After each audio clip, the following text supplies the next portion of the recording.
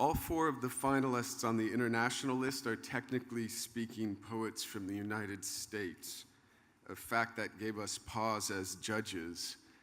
But these writers, as you know from last night's reading, generously trouble our sense of the United States as a coherent category. Layli Long Soldier, an Oglala Lakota poet, has written a book that turns the official language of the state on its head in order to produce a searing and soaring counter-history.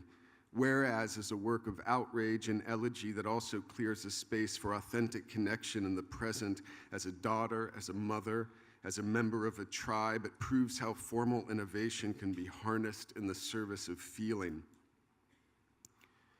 Natalie Shapiro has written a book with motherhood at its core that rejects all received ideas about what a maternal tone might be.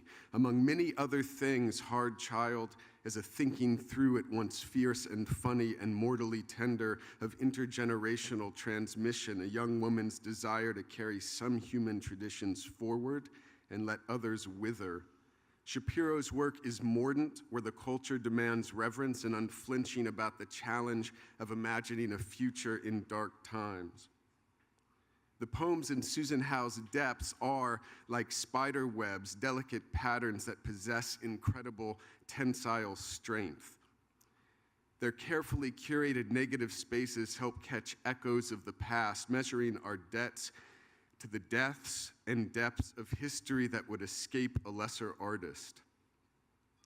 Often occupying the seam between text and image, asking us to shift rapidly between reading and looking, Howe's poems inspire us to find our own idiosyncratic constellations of personal and archival materials, to understand the past and its traces as both burden and wild possibility.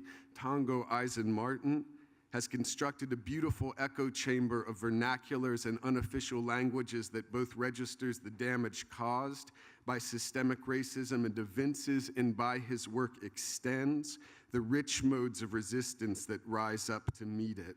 Heaven is All Goodbyes is a work of total commitment that never becomes merely programmatic and instead stretches the possibilities of meaning to the far edge of sense where they become music. These are four poets with diverse and vivid modes of dissent from official narratives, with no patience for pieties, poetic or political. They stand in opposition to the fascistic amnesiac buffoonery of the present US government, but they also refuse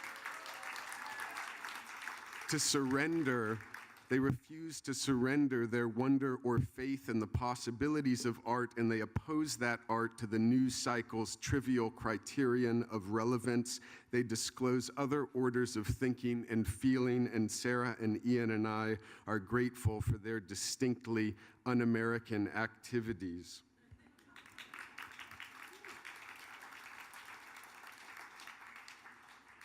For its mystery and its strong music and its rigor and unpredictability, for its power to unsettle canons, to form new filaments between the past and possible futures, this year's International Griffin Prize for Poetry goes to Susan Howe.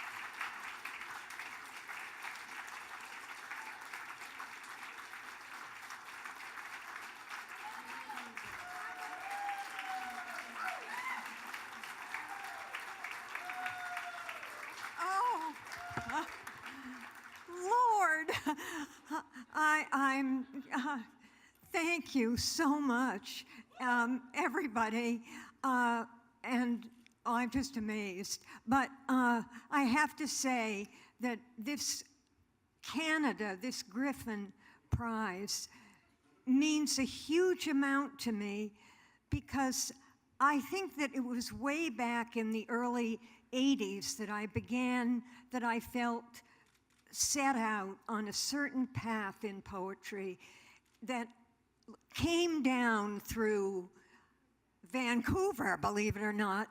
There was a kind of encouragement and welcome in a poetry that I believe in, experiment, magic, history, Robin Blazer, Fred Wall,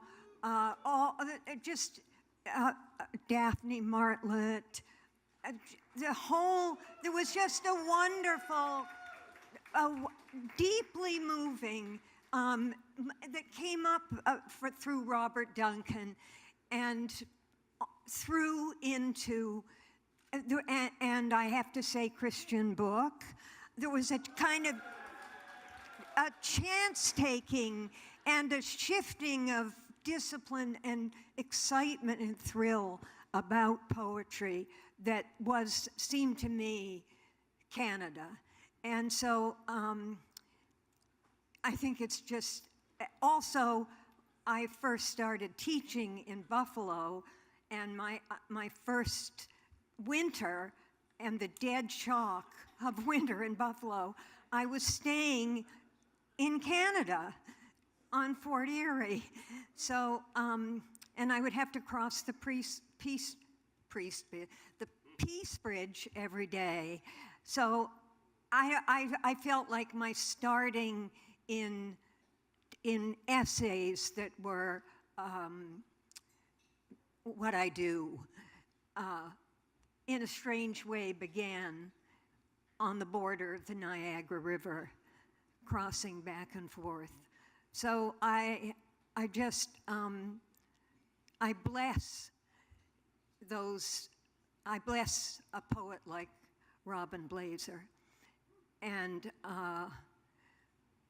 the people who he inspired and followed after him.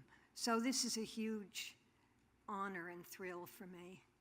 And of course, I thank dearly New Directions, my publishers, and you, Griffins, for the whole thing. But I just, it's terribly moving, and I'm very honored. And I think you're very courageous in Canada to give me this prize.